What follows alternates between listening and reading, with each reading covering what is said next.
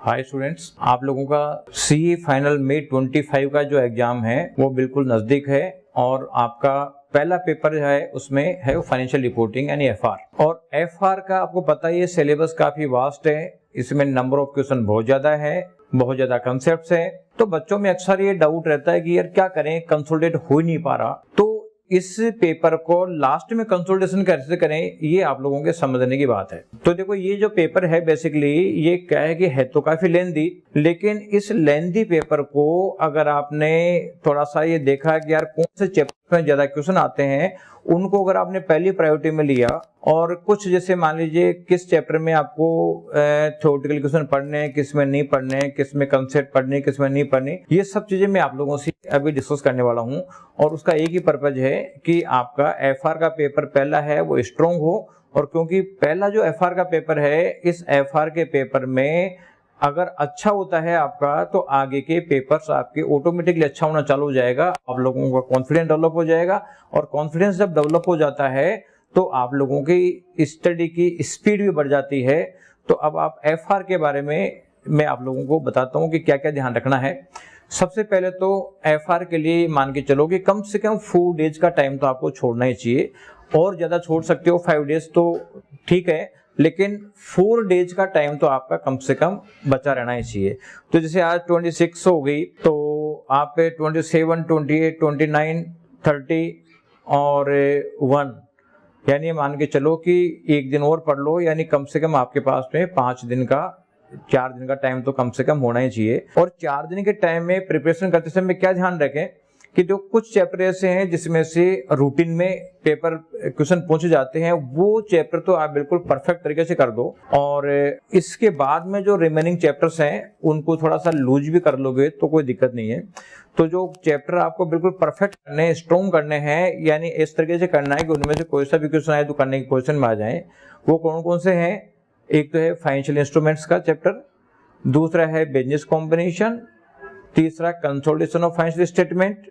3 तो ये अच्छे चैप्टर हो गए जिसमें से अराउंड मान लो कि आपका 35 मार्क्स के क्वेश्चन इसमें से कवर हो जाएंगे।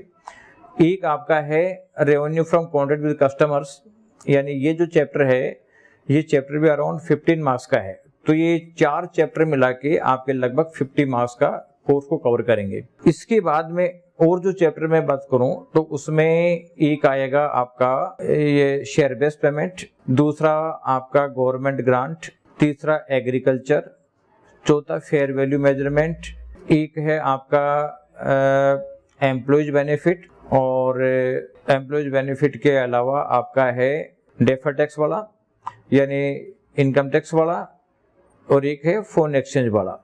यानी ये 7 जो चैप्टर हैं, इन 7 चैप्टर्स में भी अगर आप कवर कर लेते हो और इसके अलावा तो मान लो कि लगभग 30 मार्क्स के क्वेश्चन इनमें से आ जाते हैं। तो ये 40 + 30 यानी 70 या 50 + 30 यानी लगभग 80 मार्क्स का पेपर इन चैप्टर्स में से आ जाता है।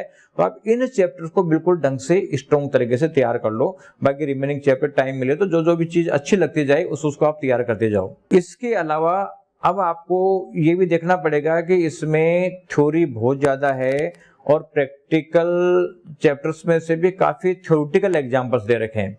तो इसके लिए भी आपको क्या करना है कि जो आपको थ्योरेटिकल क्वेश्चन एग्जाम में आ सकता है वो थ्योरेटिकल चैप्टर्स में से थ्योरेटिकल क्वेश्चन तो एग्जाम में आने की पॉसिबिलिटी है, लेकिन जो प्रैक्टिकल चैप्टर्स हैं उन प्रैक्टिकल चैप्टर में थ्योरी के क्वेश्चन आने की पॉसिबिलिटी नहीं है।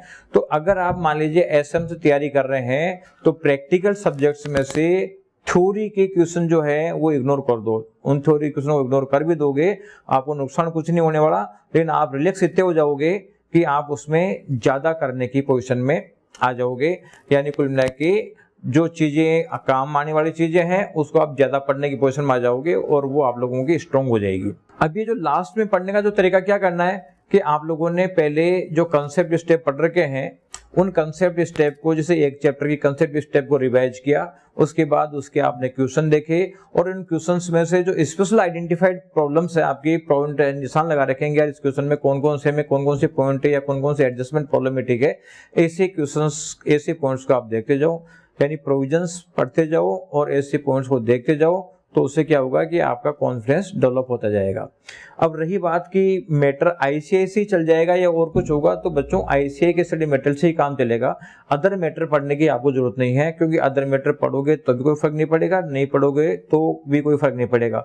उल्टा पढ़ने से नुकसान ये होगा कि आप बहुत सारे क्वेश्चन रिपीटेशन में बार बार पढ़ोगे तो आप कंसेप्ट से दूर हो जाओगे। कंसेप्ट नहीं पढ़ोगे तो उसका मतलब है कि एग्जाम में तो क्या है कि कई क्वेश्चनों को 2-3 छोटे-छोटे क्वेश्चनों को मर्ज करके बड़ा क्वेश्चन बना के दे देता है, तो वो बड़े क्वेश्चन करने की पोजीशन में नहीं आओगे। तो आप लोगों को थोड़ा सा ये भी ध्यान रखना है कि आप कम पढ़ें, लेकिन पढ़ें उसको अच्छा पढ़ें।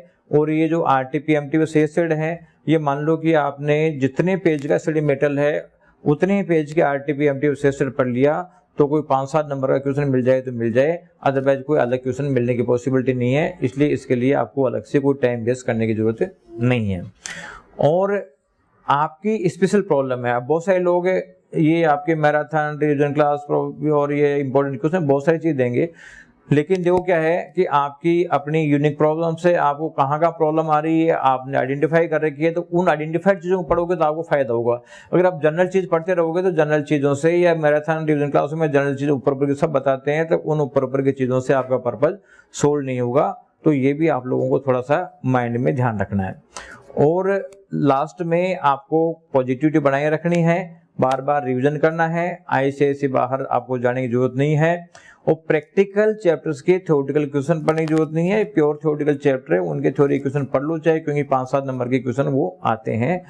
और एमसीक्यू के लिए भी अलग से प्रिपरेशन करने की जरूरत नहीं है, क्योंकि एमसीक्यू अगर आपने कंसेप्ट बेस्ट ढंग से तैयार कर लिया तो एमसीक्यू के क्वेश्चन पूरे करने की पोजीशन में आ जाओगे।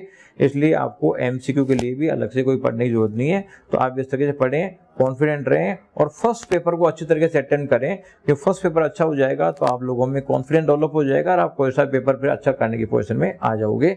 तो आप करो, मेहनत करो, कोई भी दिक्कत आए तो बताना। Thank you.